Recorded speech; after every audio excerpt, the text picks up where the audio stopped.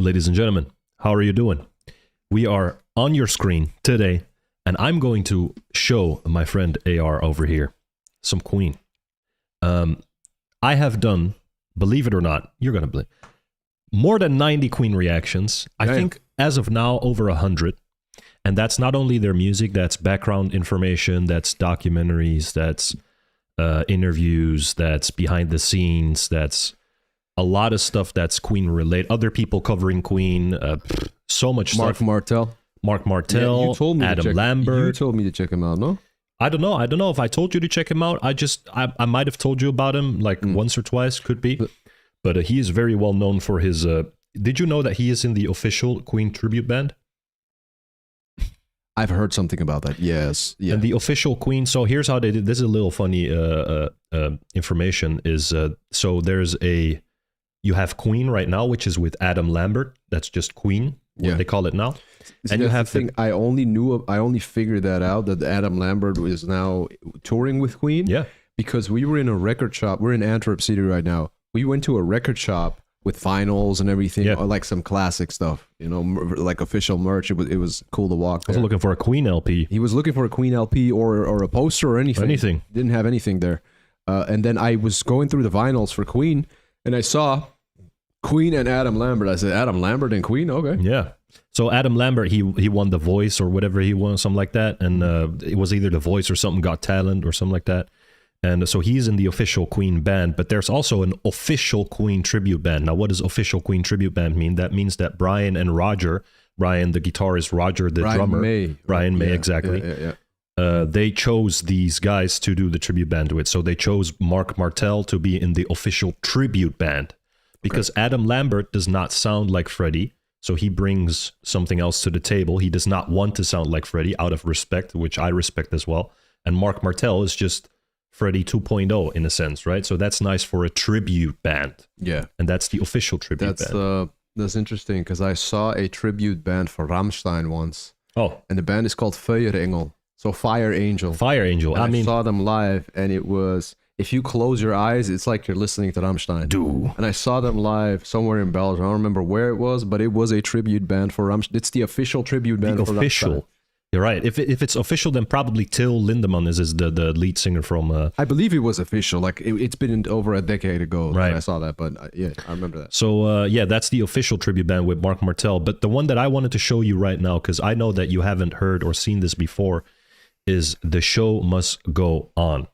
Now, throughout the song, I'm just going to pause it here and there, and I'm going to tell you a little bit, because if you've done more than 100 Queen reactions, you know a thing or two. So, yeah, but we're also just going to enjoy the music because, man, I'm going to tell you right now, it took me a little bit, but I don't know if you know, do you know what a Queenie is? Queenie? Yeah. A fan? Yeah. Like a official fan? I think I'm a Queenie, bro. A Queenie, okay. Yeah. And cool. I normally don't, you know, I don't fall for fandoms real quick. Okay. It took me about, you know, a hundred videos of Queen to become a Queenie, but hey, man. Next to Foo Fighters, my favorite band, Queen is now my favorite band. Foo Fighters is your favorite band? Yeah. Oh, it's been like that since I was 10. I didn't know that. I didn't know that. You didn't know that? Didn't I ever? No, we don't talk. When we talk about music, we talk rap. We don't really talk rock. But yeah, bro, like I was a rocker before I listened to rap. So like I told you guys, my dad is a blues guitarist and I got all my rock influence and everything from him. So it was always a part of my life. And then when I got older, like teenage, I got other friends who listened to rap and all that. And then I started listening to rap. So originally, I'm just a rockhead, dude. So yeah, Queen, The Show Must Go On. I want to show you this. Guys, please go check out Queen as they're still touring with Adam Lambert. Great music, great stuff. I've seen a bunch of Adam Lambert and Queen. It's really good. But we're just going to listen to some OG Queen. Let's go. The best.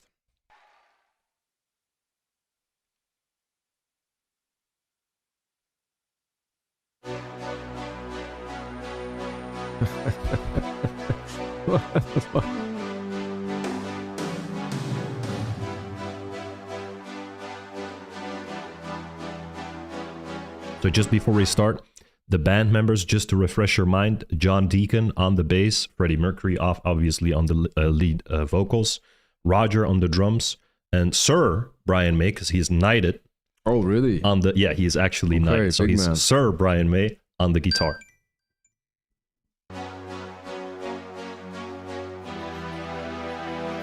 Empty spaces, what are we living for? Abandoned places, I guess we know the score. On and on, does anybody know what we are looking for? Another hero, another mindless crime, behind the curtain, in the pantomime. Hold the line, does anybody want to take it anymore? The show must go on, the show must go on, yeah. Inside my heart is breaking, my makeup may be flaking, but my smile still stays on.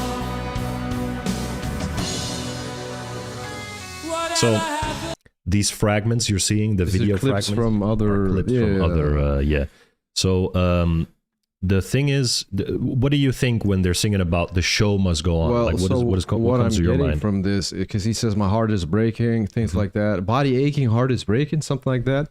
So what I think it is, it's the hardships of a performer, somebody who goes on tour, somebody who deals with fame, massive success. It's, you have all these complications in life, you have all these issues, health issues, or just life issues, breakups, drug addictions, whatever it is, things that come with the territory, the negative aspect of fame.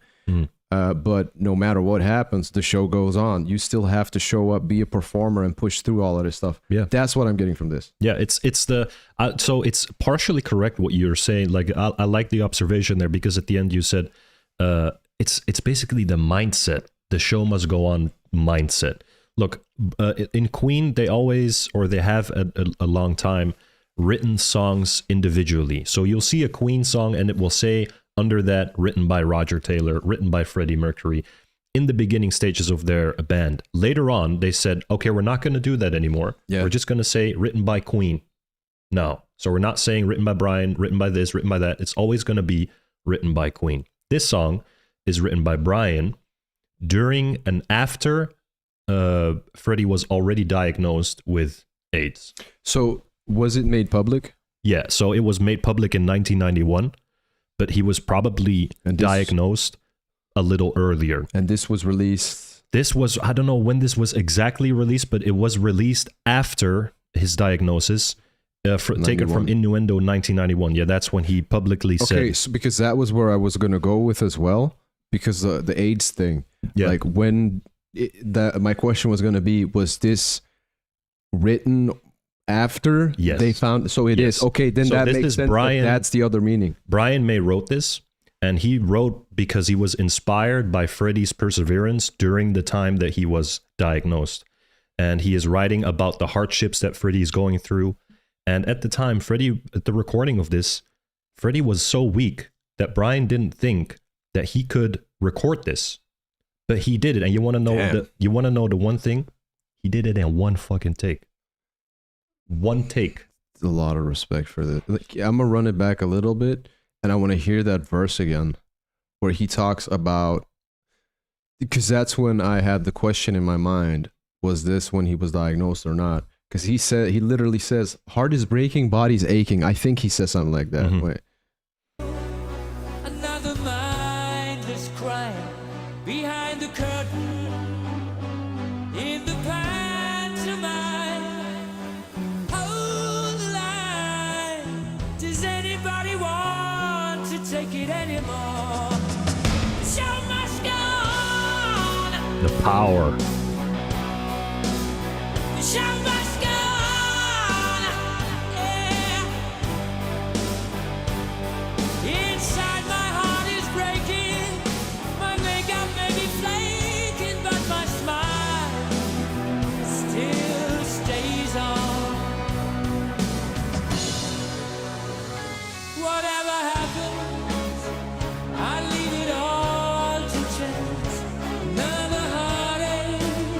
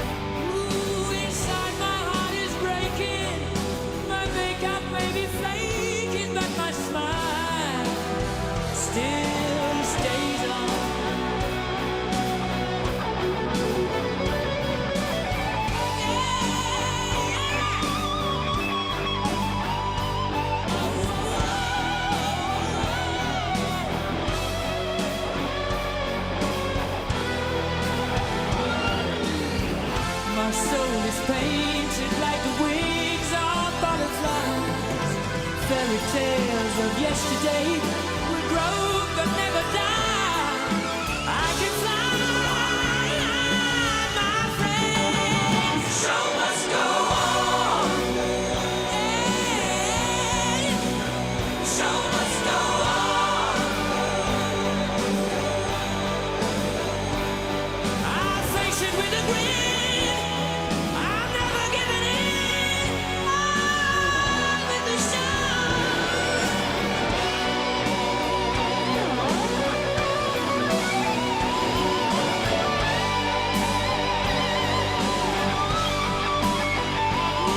I top the bill, I'll overkill. I have to find the will to carry on with the show. Live Aid. Show must go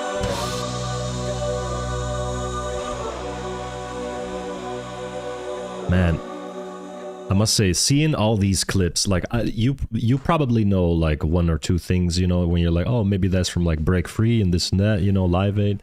But I've seen so much Queen that when I see these clips, I'm like, oh, that's that. Oh, oh yeah, that's from this. I need to show him that. Oh my God, that's this. I remember. Yeah, that's this and that. I don't think I recognized one video. At the very beginning, this scene, that's from Break Free. I want to break free. I have never seen that video. You've never seen? Okay, bro. I know that song, but I've never seen that video. Genius video. So I've done Bohemian Rhapsody. I've done a few Queen videos, but like not that much. I know Queen. I heard of them. Obviously, We Will Rock You, things like that. But I've never like really jumped into the rabbit hole. Right, bro. This I had no idea that was I Want to Break Free. Bro, there is so much from Queen that is so important for your rock and roll history in your head. This is what I was gonna say. I've never heard Queen like this, bro. This is very like.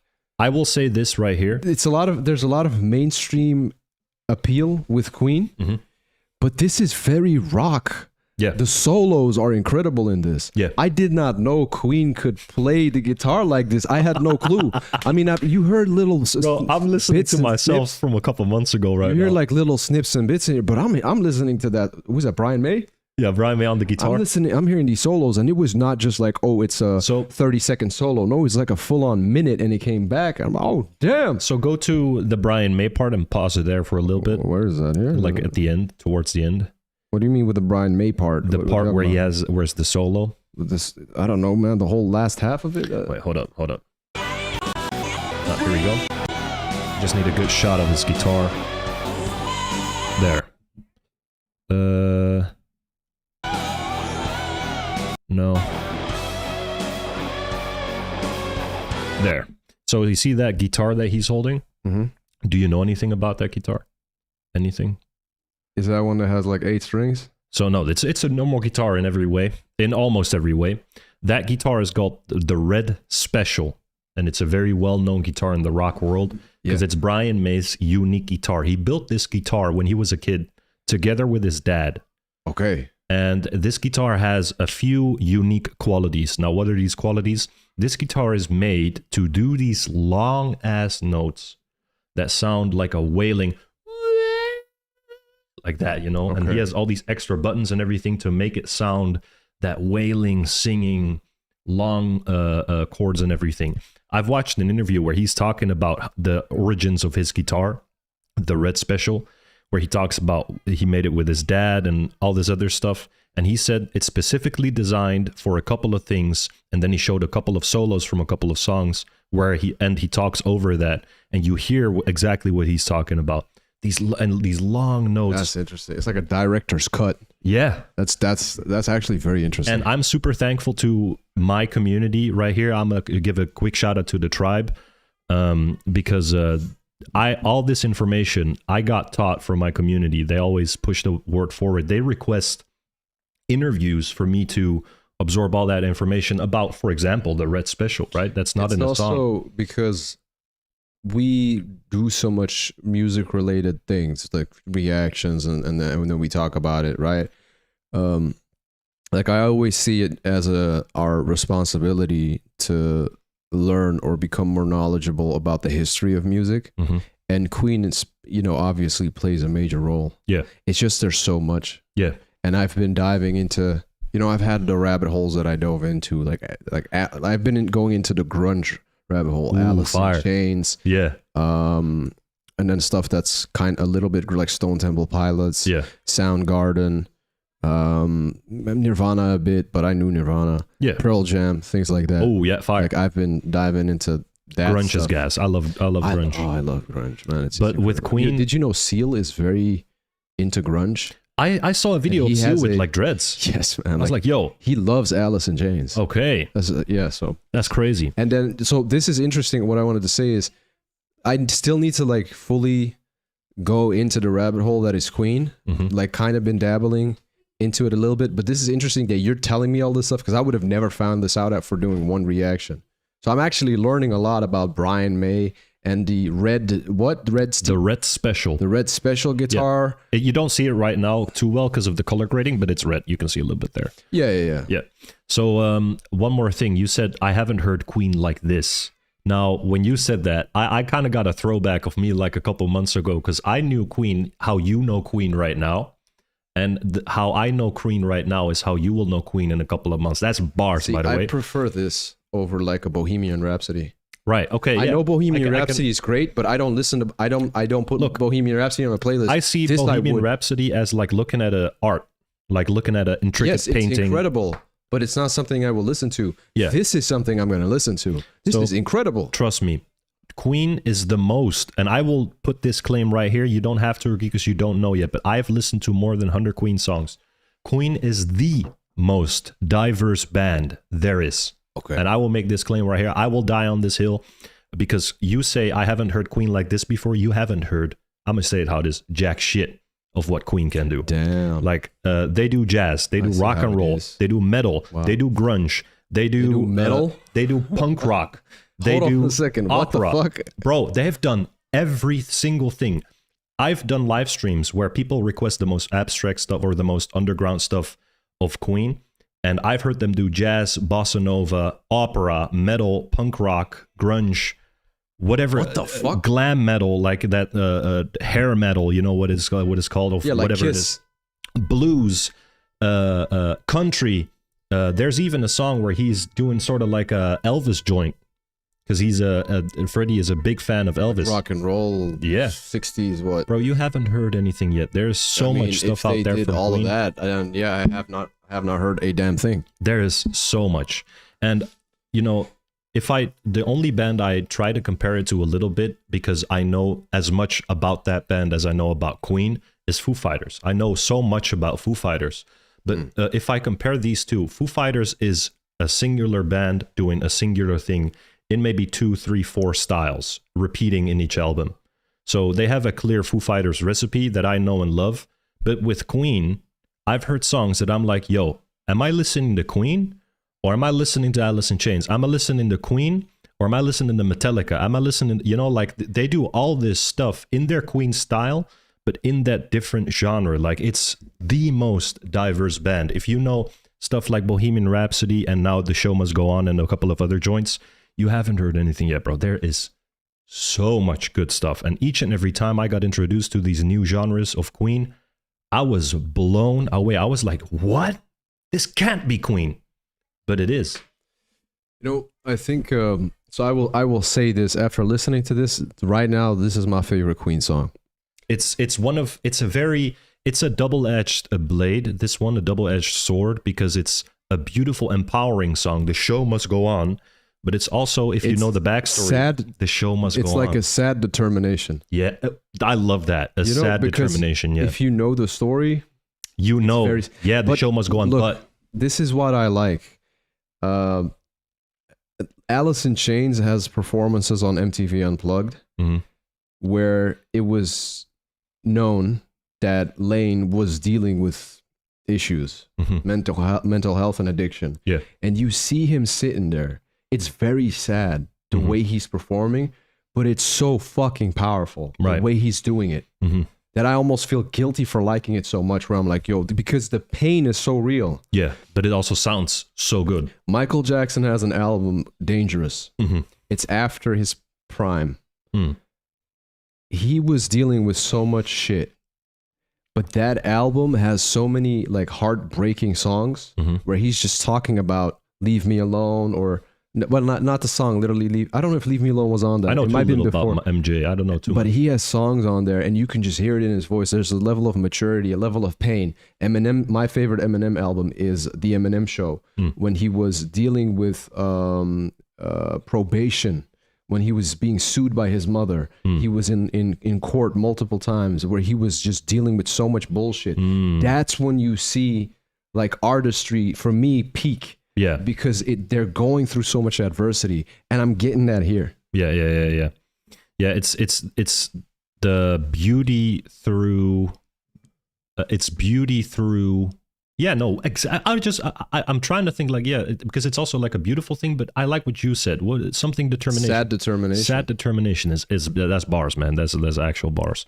But did you know that Michael Jackson and Queen, Freddie Mercury actually solo wanted to do a thing together? And they actually did, sort of. What, can you elaborate what it is? The Queen, Freddie Mercury, went to go to MJ's studio. Yeah. And in that studio, MJ brought either it was a llama or an alpaca that was in there. Of course. During the recording. Of course he did. And that llama or alpaca had to be there during the recording. Freddie thought that was weird as hell, so he canceled. He sent a message to his manager while he was in the studio. I got to get out of here. This guy has a llama in the studio. So they never did a recording together. That is very weird. Yeah. I mean, I don't know MJ at all. He had Bubbles. You know Bubbles? No. Is that a monkey? He had the monkey. Oh, yeah. I know Bubbles. Yeah. I mean, celebrities sometimes do weird shit. Mike Tyson had a tiger and bro. Did you know the story about him? I don't know. He had a mansion and he had a tiger, and then he bought the neighbor house to put his other animals because his tiger would get jealous. So he's like slept with the fucking tiger. Bro, Mike Tyson is a different breed. Motherfuckers have in money. Each and every way. That guy's crazy. a different breed. Yes. But trust me, I'm going to... this is one question for the audience. You're not going to know about this, but should I show him Yeah? Let me know. Let us know in the comments down below. Should I show him Yeah? It's the best Queen song there is. My #1 favorite Queen song. Ladies and gentlemen, thank you for watching. Go check out Queen. Thank you for tuning in. Yeah. I love watching Queen. I'll gladly tell you 100 more things, maybe in a different video. But the show must go on, ladies and gentlemen. What a mentality.